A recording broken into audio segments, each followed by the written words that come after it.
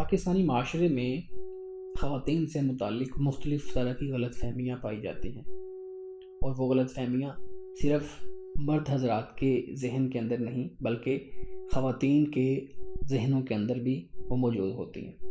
مختلف طرح کی غلط فہمیاں ہیں، کچھ ان کے فیملی سسٹم سے ریلیٹڈ ہیں، کچھ ان کی ملازمت سے متعلق ہیں، کچھ ان کی تعلیم سے متعلق ہیں، کچھ معاشرت سے متعلق ہیں۔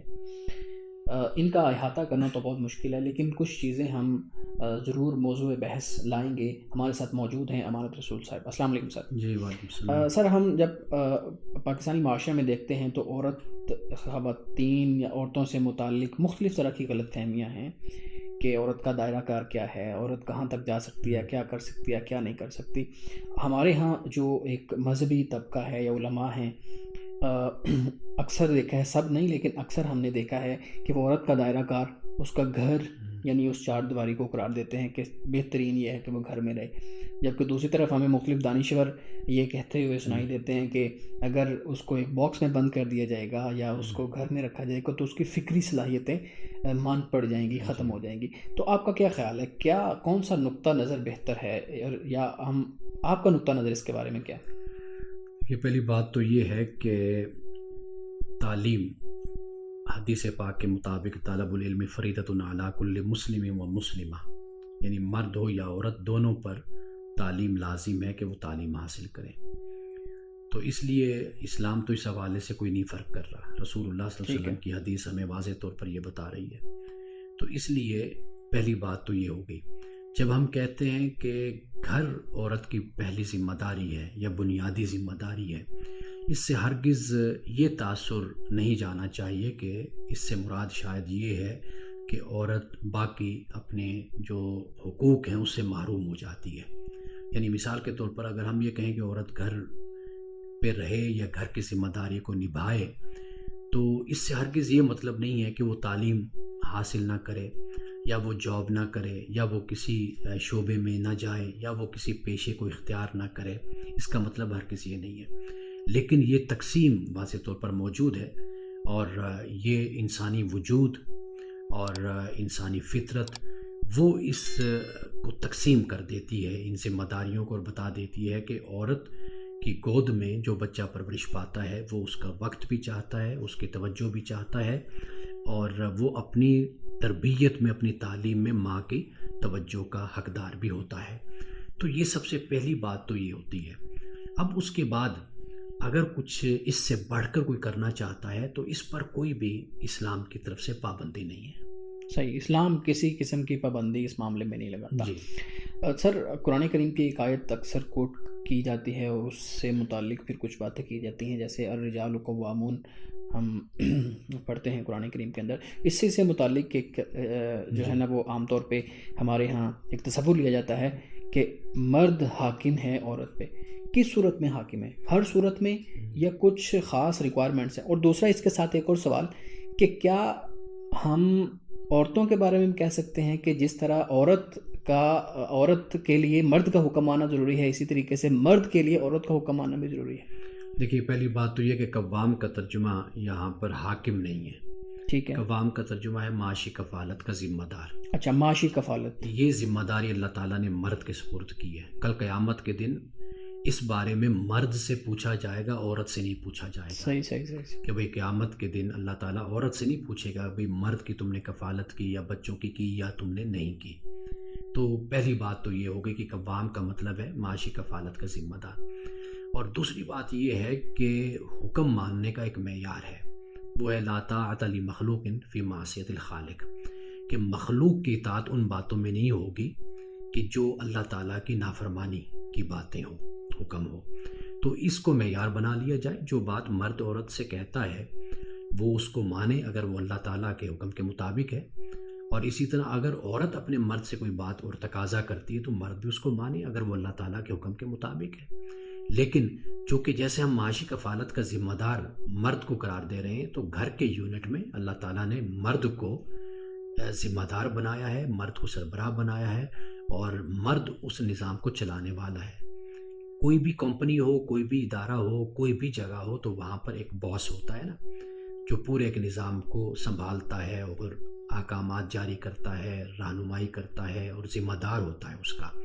تو اس گھر کے یونٹ میں اللہ تعالیٰ نے مرد کو ذمہ دار بنایا ہے. سر ایک اور جو ہمارے ہاں عام طور پہ اس کو غلط فہمی کہا جاتا ہے عورت سے متعلق کہ اسلام عورت پہ تشدد کی اجازت دیتا ہے.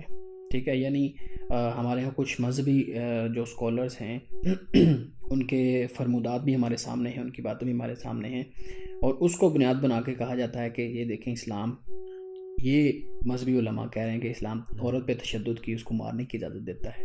کیا خیال ہے آپ کا؟ دیکھیے یہ جو تشدد کے الفاظ ہیں نا، یہ تو ہماری اپنی مجرمانہ ذہنیت کی عکاس ہیں. یہ الفاظ کہ ہم یہ الفاظ بولیں کہ تشدد کرنا، عورت کو پیٹنا، عورت کو مارنا، یہ تو کہیں بھی اس کی اجازت نہیں ہے، اور یہ ناپسندیدہ عمل ہے. رسول اللہ صلی اللہ علیہ وسلم کی احادیث سے معلوم ہوتا ہے، بلکہ صحابہ نے یہاں تک بیان کیا کہ رسول اللہ نے تو کبھی کسی غلام کو، کسی لونڈی کو، کسی عورت کو، کسی مرد کو، کسی بچے کو کبھی بھی پیٹا نہیں تھا، ہاتھ تک نہیں اٹھایا تھا. رسول اللہ نے اس کو ناپسند کیا. اور اس زمانے میں اگر کوئی مرد اپنی عورت کو مارتے تھے تو رسول اللہ نے فرمایا کہ یہ کام معزز لوگوں کا، محترم لوگوں کا نہیں ہوتا، اچھے خاندان کے مردوں کا یہ طریقہ نہیں ہے. تو رسول اللہ کی اپنی سنت، آپ کی اپنی سیرت تو یہ ہے. تو اس لیے اگر کوئی اس کو بنیاد بنا کر اس وائلنس کو اور تشدد اور مذہب سے اس کو جوڑ کر اگر وہ اس طرح کا قدم اٹھاتا ہے تو ریاست کو، حکومت کو، معاشرے کو اس بات کا اختیار ہے کہ وہ اس کے ہاتھ کو روکے، اور اس کے لیے قانون سازی بھی کی جا سکتی ہے کہ ایسے اشخاص، ایسے خامند، ایسے مرد کہ جو عورتوں پر تشدد کرتے ہیں ان کو جرمانہ اور ان کو کسی سزا کے ذریعے سے روکا بھی جا سکتا ہے. اور اس کے اوپر تو اب گورنمنٹ قانون سازی بھی کافی حد تک قانون بن بھی گئے ہیں اور قانون سازی بھی ہو رہی ہے. سر ایک اور غلط فہمی جو ہمارے ہاں پائی جاتی ہے کہ حضرت آدم اور حضرت حوا سے متعلق کہ جنت کے اندر جب انہوں نے وہ پھل کھایا یا وہ دانہ کھایا، جو بھی مختلف چیزیں ہمارے سامنے آتی ہیں، تو وہ کھانے پہ عورت نے ابھارا تھا. ہمارے سامنے یہ چیز آتی ہے اور اس چیز کا ذمہ دار عورت کو ٹھہرایا جاتا ہے، اور اسی بات کو بنیاد بنا کے کہا جاتا ہے عورت غلطی کا پلندہ ہے، چونکہ غلطی سب سے پہلے اس سے ہوئی ہے. حضرت آدم کو بھی انہوں نے پھسلایا تو یہ شیطان کے شکنجے میں جلدی آ جاتی ہے. اس غلط فہمی کے بارے میں کیا کہیں گے آپ؟ دیکھیے ایسی کوئی بات بھی نہ قرآن مجید نے بیان کی ہے اور نہ احادیث رسول صلی اللہ علیہ وسلم میں کوئی اس بات کو بیان کیا گیا. ہاں یہ ایک روایت ہے جو بائبل سے منقول ہے.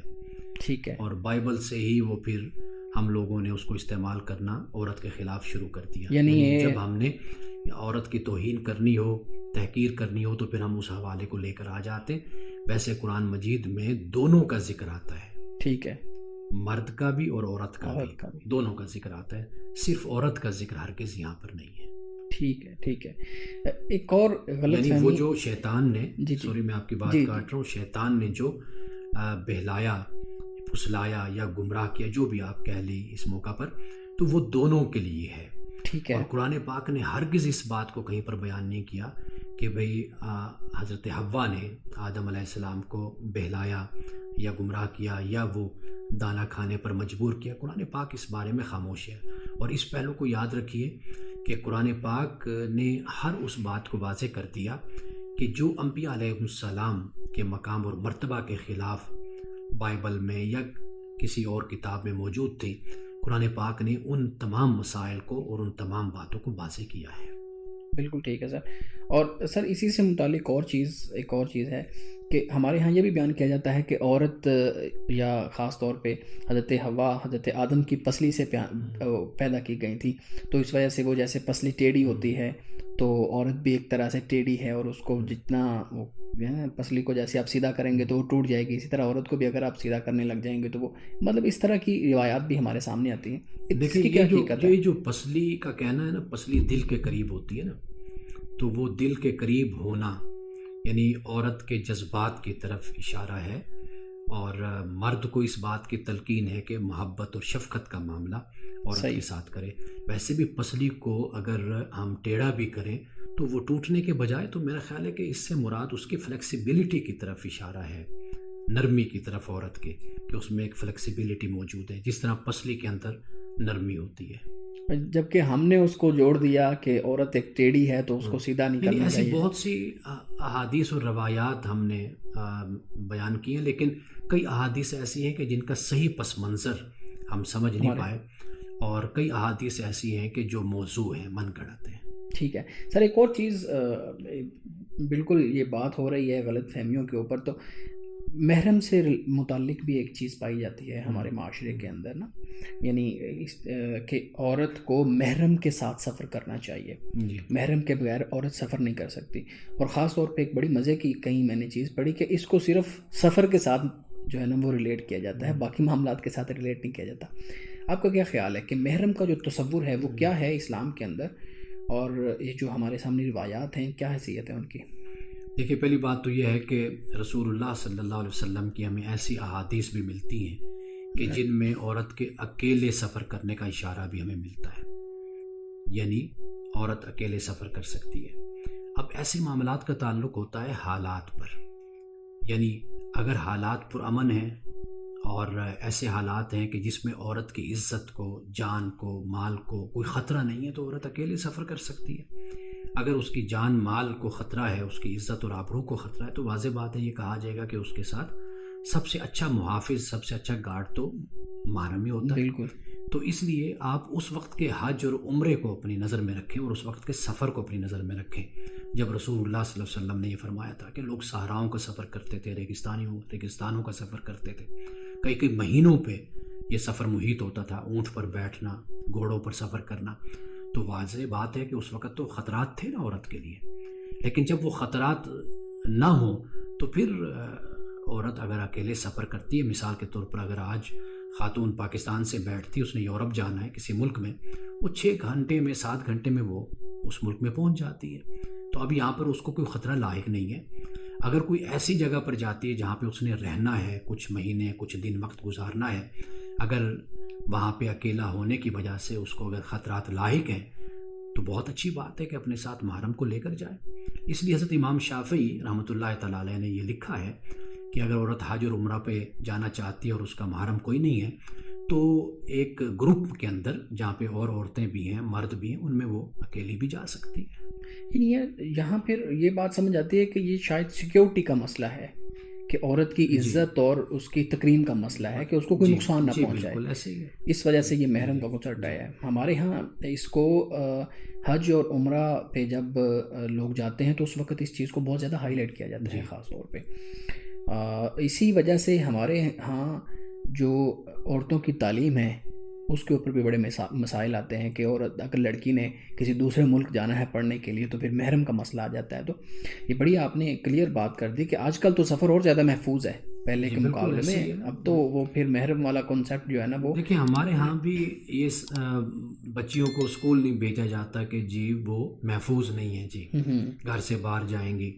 بات یہ ہے کہ آپ تعلیم سے منع کرنے کے بجائے اپنے معاشرے کو بہتر کریں نا، مردوں کی تربیت کریں نا، کہ وہ دوسروں کی بچیوں کو اپنی بچی سمجھیں، دوسروں کی بہنوں کو اپنی بہن سمجھیں. لوگوں کا تزکیہ نفس ہونا چاہیے، بجائے اس کے کہ ہم عورتوں پر پابندی لگا کے بچیوں پر ان کو گھروں میں بٹھا دیں اس لیے کہ معاشرہ اور ماحول اور زمانہ ٹھیک نہیں ہے. تو یہ رویہ ہرگز بہتر نہیں ہے. بالکل ٹھیک. اور بہت ساری اسی طرح کی غلط فہمیاں ہیں جو ہمارے معاشرے میں پائی جاتی ہیں. انشاءاللہ اس پہ دوبارہ بات کریں گے. ناظرین، ہمیں اجازت دیجیے، ہم دوبارہ ایک نئے موضوع کے ساتھ، ایک نئی فکر کے ساتھ حاضر ہوں گے. خدا حافظ.